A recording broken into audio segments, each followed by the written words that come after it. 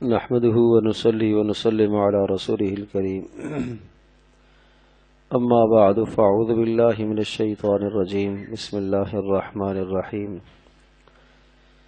قد أفلح من تزكى وذكر اسم ربه فصلى وقال رسول الله صلى الله تعالى عليه وسلم اللهم أعطي نفسي تقواها وزكها فأنت خير من زكاها انت ولیھا ومولاھا او کما قال علیہ الصلاۃ والسلام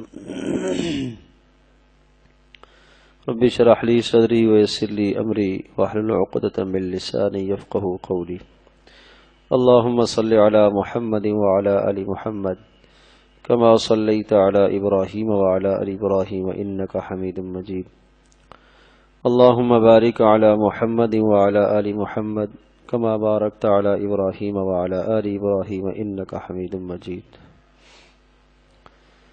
انسان اس دنیا میں ایک امتحان کے لیے آیا ہے اور نیک اعمال کر کے اپنے آپ کو یہ کامیاب کرے گا اور گناہوں سے بچ کر اپنے آپ کو یہ کامیاب کرے گا تو آخرت کی زندگی اس کی بہتر ہو جائے گی، اور اگر یہ نیک اعمال نہ کرے اور گناہوں سے نہ بچے تو دنیا کے سارے ساز و سامان کے ہوتے ہوئے بھی یہ ناکام ہے۔ اللہ تبارک تعالی نے ارشاد فرمایا قد افلح من تزکا، یقیناً کامیاب ہے وہ آدمی جس نے اپنے نفس کو پاک کر لیا، جس نے اپنے باطن کو پاک کر لیا، جس نے اپنے آپ کو گناہوں سے بچا لیا، جس نے اپنے دل کو دنیا کی محبتوں سے پاک کر لیا، جس نے اپنے دل کو دنیا کے کینوں سے، بغض سے، نفرتوں سے، کدورتوں سے پاک کر لیا، وہ آدمی کامیاب ہے۔ جب یہ ان تمام گندگیوں سے، علائشوں سے آدمی کا دل پاک و صاف ہوتا ہے تو پھر اللہ تبارک تعالی کی محبت اس دل میں آتی ہے، اور جب اللہ پاک کی محبت دل میں آتی ہے تو پھر اس کے لیے اللہ پاک کی بات ماننا، فرما برداری کرنا، اطاعت کرنا آسان ہو جاتا ہے۔ اس لیے اللہ تبارک تعالی نے یہاں ذکر فرمایا کہ کامیاب تو ہے ہی وہ آدمی کہ جس نے اپنے باطن کو پاک کر لیا۔ اس جہان میں انسان کا چونکہ امتحان ہے اور نیکی کے اسباب بھی اس کے لیے اللہ پاک نے واضح کر دیے ہیں، گناہ کے اسباب بھی اس کے سامنے اللہ پاک نے کھول دیے۔ فَأَلْهَمَهَا فُجُورَهَا وَتَقْوَاهَا، انسان کے لیے نیکی کے راستے بھی کھلے ہوئے ہیں، گناہ کے راستے بھی یہ کھلے ہوئے ہیں۔ ہاں، اپنے اختیار سے نیکی کے راستوں کو اختیار کرتا ہے اور اپنے اختیار سے گناہوں کے راستوں سے بچتا ہے تو یہ پھر انسان کامیاب ہوتا چلا جاتا ہے۔ دو دشمن اس انسان کے ساتھ لگے ہوئے ہیں، ایک شیطان ہے اور ایک آدمی کا اپنا نفس ہے۔ شیطان کے متعلق ارشاد فرمایا ان الشیطان لکم عدو مبین فاتخذوہ عدوا، شیطان تمہارا صریح اور واضح دشمن ہے اور اس کی دشمنی کو تم سمجھو اور تم جانو کہ وہ تمہارا دشمن ہے، وہ تمہیں گناہوں کا حکم دے گا۔ انما یأمرکم بالسوء والفحشاء، وہ تمہیں بے حیائیوں کی طرف لے کے جائے گا، وہ تمہیں گناہوں کی طرف لے کے جائے گا۔ وان تقولوا علی اللہ ما لا تعلمون، اور تم ایسی ایسی باتیں اللہ کے متعلق کرنے لگ جاؤ گے کہ تمہیں ان باتوں کا علم بھی نہیں ہے، تم اللہ پر الزام اور اللہ پر بہتان تراشی کرنے لگ جاؤ گے۔ یہ تمہیں شیطان اس طرح سے گمراہ کرے گا۔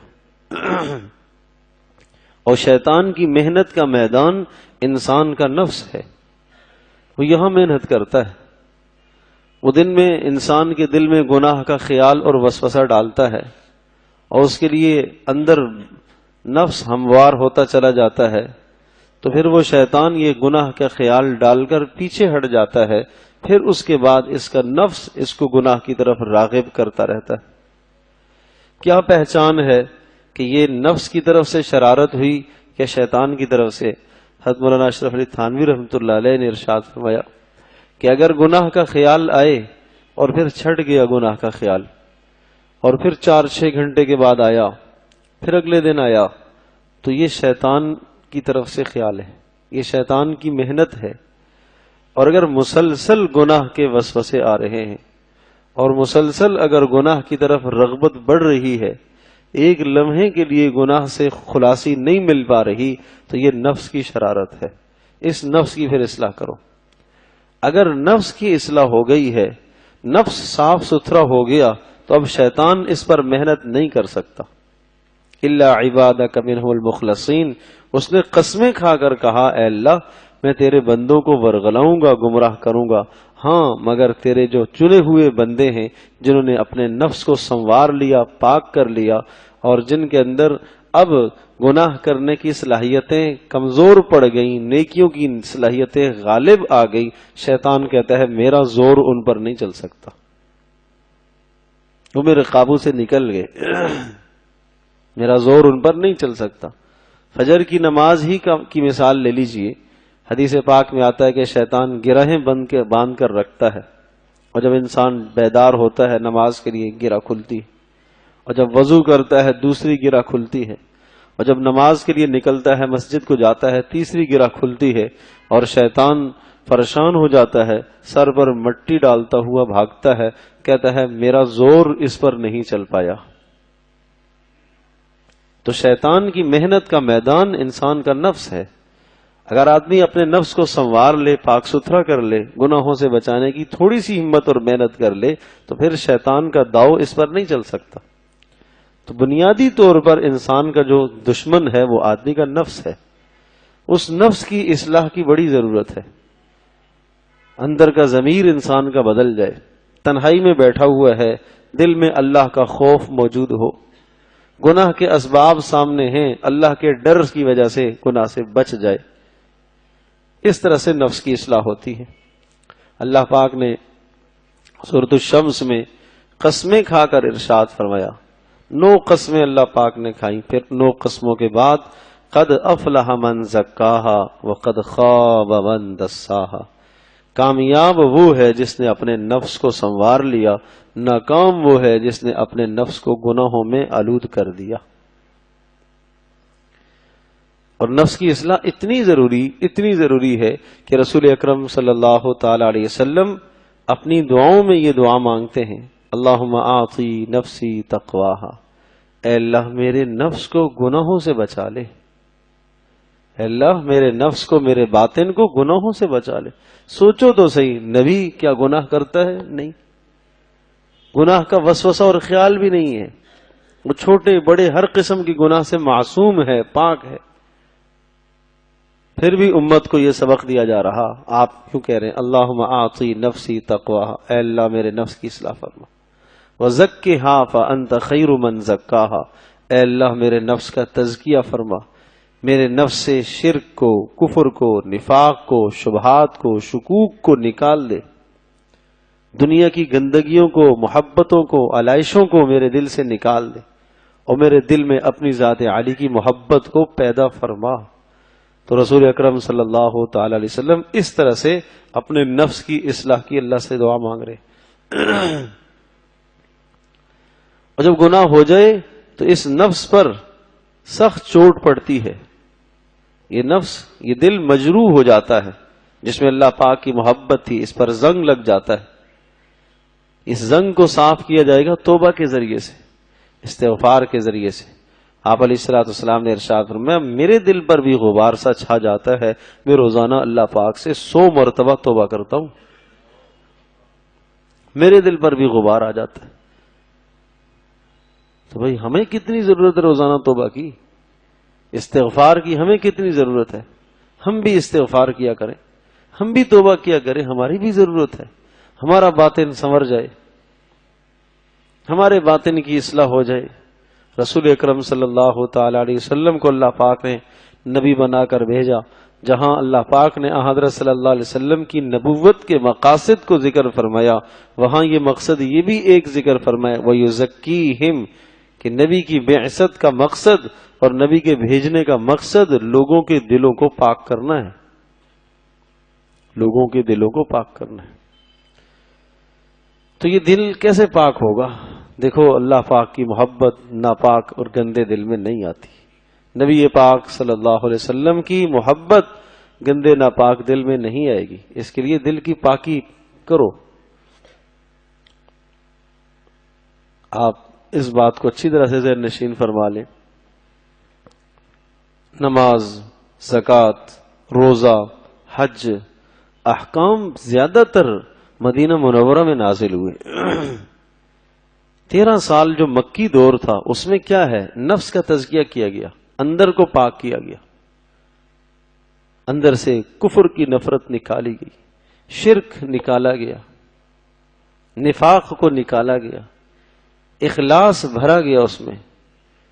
جب دل پاک ہوا گندگیوں سے، علائشوں سے، دنیا کی چیزوں سے دل صاف اور پاک ہوئے تو پھر اللہ کی طرف سے مسلسل احکام آنا شروع ہوئے. اور اب چونکہ دل پاک صاف ہے، اب اللہ پاک کا ہر حکم ماننا اس کے لیے آسان ہو گیا.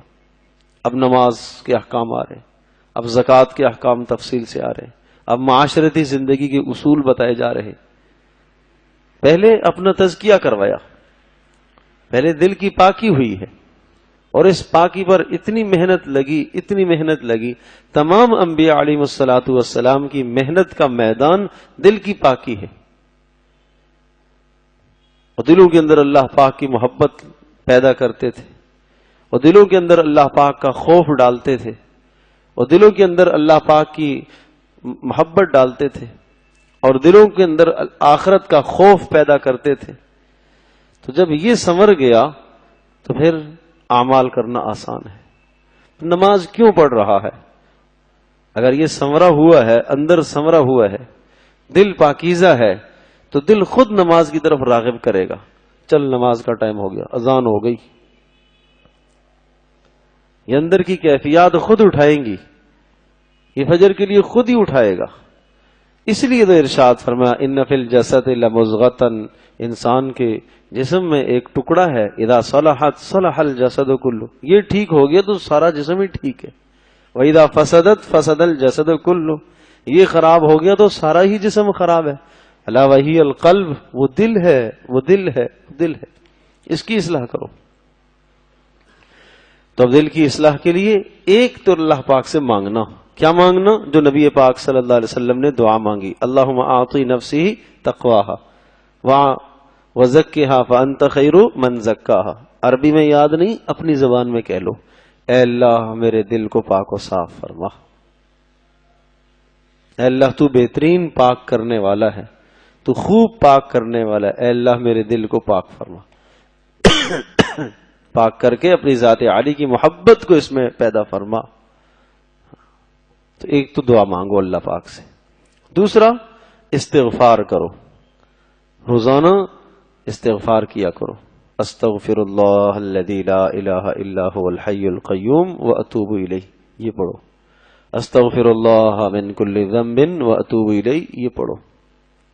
اور صرف یہ زبان سے نہ ہو، استغفار کا معنی دل سے شرمندگی اور ندامت ہو، جو مجھ سے ہو گیا اے اللہ میں اس پر معافی مانگتا ہوں. یہ استغفار ہے.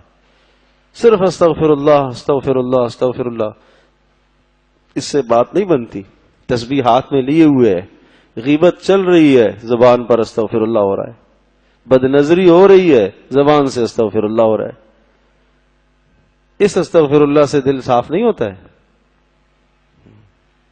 تو یہ دل جو اندر پردوں کے اندر ہے، اس کی گندگی اور وہ گندا اور ناپاک ہو گیا ہے، وہ گناہوں سے آلود ہو گیا ہے، اس پر زنگ چھا گیا ہے.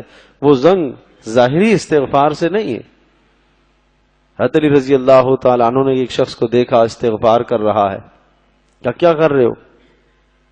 استغفار کر رہا ہوں، توبہ کر رہا ہوں. ارشاد فرمایا آپ کا استغفار اور آپ کی توبہ تو ایک اور توبہ کی محتاج ہے. ہاں، آپ کی توبہ پر تو توبہ کرنی چاہیے. یہ توبہ ہے تمہاری.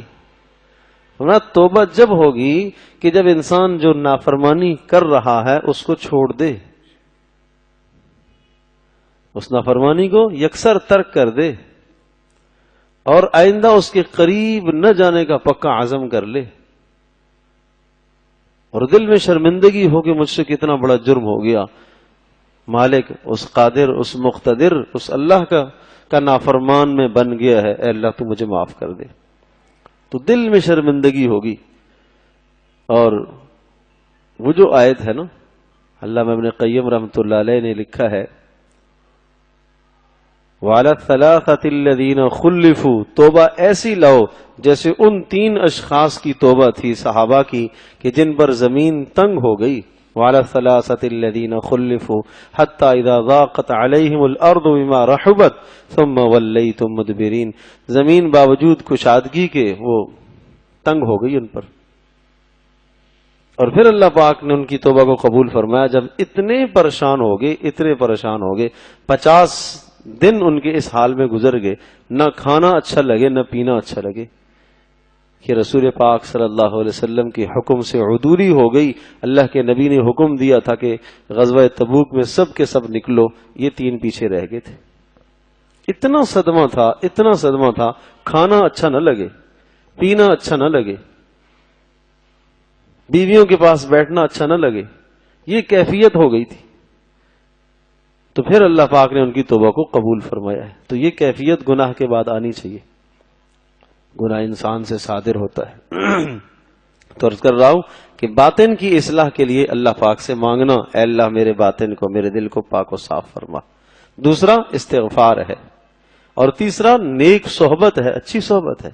اس قسم کی مجالس ہے. جب بار بار آپ بات سنو گے، بار بار قرآن کی بات، حدیث کی بات، نیکی کی بات بار بار آتی ہے تو انسان کے دل پر چوٹ پڑتی ہے. کوئی بات انسان کے دل کو لگ جاتی ہے اور آدمی کا اندر بدل جاتا ہے. تو اس عمل سے انسان کی زندگی بدلتی ہے. اچھی صحبت سے زندگی بدلے گی، نیک صحبت سے زندگی بدلے گی. اس کی مثال دیکھیں نا، دنیا کے اندر انسان کسی گندی مجلس میں بیٹھتا ہے تو اس گندی مجلس کے اثرات آتے ہیں، وہ برائی کے اثرات آتے ہیں. تو حدیث پاک میں رسول اکرم صلی اللہ علیہ وسلم نے اتنی واضح مثال دی ہے. اچھی صحبت کی مثال، کسی خوشبو والے کے پاس جانا. پہلی صورت تو یہ ہے کہ وہ خوشبو آپ کو ہدیے میں دے دے گا، اور یہ نہ ہو تو لگا دے گا، اور یہ بھی نہ ہو تو جتنی دیر وہاں کھڑے رہے خوشبو تو آئے گی. خیر ہی خیر ہے اچھی صحبت. اور بری صحبت کی مثال ارشاد فرمایا ایسا ہے جیسے کہ لوہار کی بھٹی کے پاس آپ جاؤ، آپ وہاں کھڑے رہیں گے، آگ آئے گی، آپ کے کپڑے جل جائیں گے. یہ نہ ہو تو دھواں لگے گا، یہ بھی نہ ہو تو حرارت تپش تو آئے گی. ضرر ہی ضرر، نقصان ہی نقصان ہے. تو بری مجالس سے اپنے آپ کو بچاؤ. اور بری مجالس میں انٹرنیٹ بھی بری مجلس ہے، موبائل کا بھیجا استعمال بھی بری مجلس ہے. کتنا ہم اللہ کو ٹائم دیتے ہیں، کتنا ہم تلاوت کو ٹائم دیتے ہیں، کتنا ہم ذکر کو ٹائم دیتے ہیں. اللہ اکبر، کتنا ہم ذکر کو ٹائم دیتے ہیں. ہم سب کی ضرورت ہے کہ ہم اسے سوچیں کہ جس مجلس میں ہم بیٹھیں، چاہیے تو یہ تھا کہ زبان پر اللہ کا نام ہو، اللہ کا کلام آئے، لیکن وہ ایسے آلات اب ہمارے ہاتھوں میں آ چکے، جوانوں کے ہاتھوں میں ایسے آلات، نسلوں کی نسلیں برباد ہو رہی ہیں، اور ہم اس کو بطور فخر کے استعمال کر رہے ہیں. دیکھو ضرورت ہے، ضرورت کو ضرورت رکھا جائے، اس کو اپنی مجبوری نہ بنایا جائے. تو یہ بھی بری صحبت میں آتی ہے یہ چیز. جس سے آدمی مشغول ہے، چاہے وہ دنیا کے کسی بھی کونے میں ہے، آپ مسلسل جب اس کے ساتھ مشغول ہیں، اور وہ جس سوچ کا ہے، جس نیچر کا مالک ہے، اس کی سوچ، اس کی نیچر آپ میں منتقل ہوگی. یہ گویا کہ آپ اس کی صحبت میں بیٹھے ہوئے، آپ کسی نیک آدمی کی کتاب پڑھ رہے ہیں، آپ اس کی صحبت میں بیٹھے ہوئے. اور عجیب آپ کو بتاؤں، آپ رسول اکرم صلی اللہ علیہ وسلم کی ارشادات کو پڑھ رہے ہیں، آپ نبی پاک صلی اللہ علیہ وسلم کی صحبت میں بیٹھے ہوئے. صحابی تو آپ نہیں بنیں گے، لیکن اس صحبت کے برکتیں اور اثرات آپ کی طرف منتقل ہوں گے. معمولی بات تو نہیں ہے کہ رسول اکرم صلی اللہ علیہ وسلم کا کلام آپ پڑھیں خشوع اور خضوع کے ساتھ، آداب کی رعایت کے ساتھ، اور آپ کو فائدہ نہ ہو. اللہ کا کلام پڑھیں تدبر کے ساتھ، زندگی بدلے گی. تو قرآن مجید کی تلاوت ہو غور و فکر کے ساتھ، تدبر کے ساتھ، معنی کی طرف توجہ کرتے ہوئے. ٹھیک ہے سارا معنی یاد نہیں ہے، اتنا تو پتہ چل رہا کہ یہ جنت کا تذکرہ ہے، یہ جہنم کا تذکرہ ہے، یہ نیک لوگوں کا ذکر چل رہا، یہ گناہ گاروں کا ذکر چل رہا. یہ اگر اتنی کیفیات بن رہی ہیں، اور جہاں جنت کی بات آئے ایک لمحہ رک کر اللہ سے مانگے، اے اللہ یہ جنت مجھے عطا فرما. جہاں نافرمانوں کی بات آئے اے اللہ ان نافرمانوں سے میری ہی حفاظت فرما، میرا شمار ان میں نہ کر لینا۔ اتنا اگر آپ نے کر دیا تو یہ تدبر ہے۔ تو دل کیسے پاک ہوگا؟ اللہ پاک سے مانگے، اللہم اعطی نفسی تقواہا وزکھا فانت خیر من زکا، اے اللہ میرے باطن کو پاک فرما۔ اس سے دل صاف ہوتا ہے۔ دوسرا استغفار کے ذریعے سے، تیسرا اچھی صحبت، اور چوتھا قرآن مجید کی تلاوت تدبر کر کے، غور و فکر کر کے، اور پانچواں عمل ہے کہ چلتے پھرتے ہر آن ہر گھڑی اللہ پاک یہ دھیان نصیب فرمائے کہ میرا اللہ مجھے دیکھ رہا ہے، میرا اللہ مجھے دیکھ رہا ہے۔ حضرت سری رحمت اللہ علیہ فرماتے ہیں کہ مجھے میرے ماموں نے جب میری تربیت فرمائی، اصلاح فرمائی، تو جب میں شعور کو پہنچا تو مجھے انہوں نے اس جملے کا ورد اتنا کرایا، اللہ ناظری اللہ شاہدی اللہ معی، اللہ دیکھ رہا، اللہ گواہ ہے، اللہ میرے ساتھ ہے۔ اتنا پڑھایا اتنا پڑھایا اتنا پڑھا کہ یہ بات دل میں اتر گئی کہ اللہ میرے ساتھ ہے، یہ بات دل میں اتر گئی کہ اللہ مجھے دیکھ رہا، یہ بات اتر گئی میرے دل میں کہ اللہ پاک میری ہر عمل کا مشاہدہ کر رہا ہے۔ ایک آدمی اپنے باپ سے کے سامنے بدتمیزی سے، بری حرکت سے بچتا ہے، کیوں بچتا ہے؟ اسے یقین ہے کہ میرا باپ مجھے دیکھ رہا ہے۔ باپ کی عظمت، باپ کا جلال، باپ کا احترام اس کے دل میں ہے۔ اسی طرح سے اللہ تبارک و تعالیٰ کی عظمت اس سے کہیں زیادہ دل میں آئے تو یہ ہر وقت چلتے پھرتے اٹھتے بیٹھتے یہ دھیان رکھنا، جمائے رکھنا کہ میرا اللہ مجھے دیکھ رہا ہے۔ اور پھر یہ جو نیک مجلس ہے، ایسی صحبت ہے، اس کے اثرات منتقل یہ ہوتے ہیں کہ جب آپ کسی بھی جگہ پر گناہ کی طرف جائیں گے، راغب ہوں گے، فوراً اس نیک مجلس کا خیال آئے گا، نبی اسلام کی کوئی حدیث ذہن آ جائے گی، کوئی قرآن کی آیت ذہن میں آ جائے گی، جس کی وجہ سے آدمی اس گناہ سے بچ جائے گا۔ تو یہ اسباب ہیں انسان کی اصلاح کے۔ اللہ پاک مجھے بھی، آپ کو، ہم سب کو عمل کی توفیق نصیب فرمائے۔